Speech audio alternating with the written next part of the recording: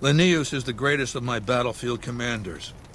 Some might call him a great man, but I'm not sure he qualifies. Once, he was the greatest warrior of the Hydebarks, a tribe of the Arizona. Maniacal in battle.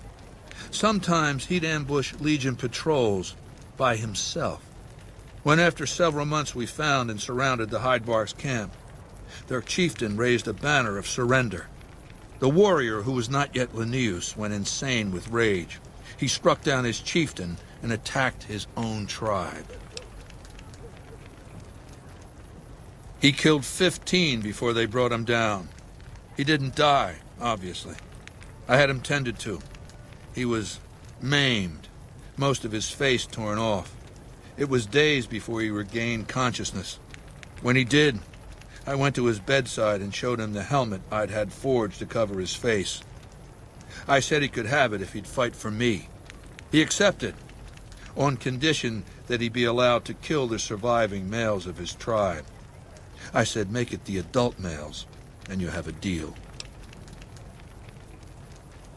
Lanius is savage. Savagely loyal, too, but only to me. He has no love for my legion. But this has its uses. He has no attachment to his men, no compunction about battlefield losses. All he cares about is destroying the enemy.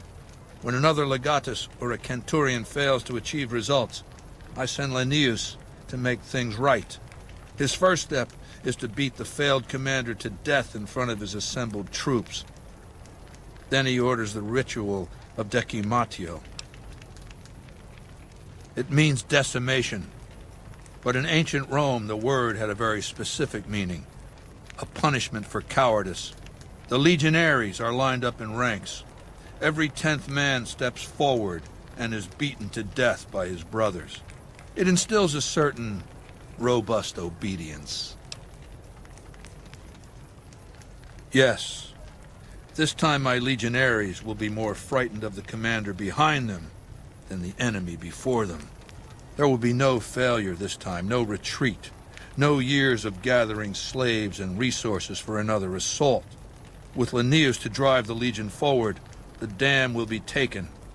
It will be our bridgehead across the Colorado.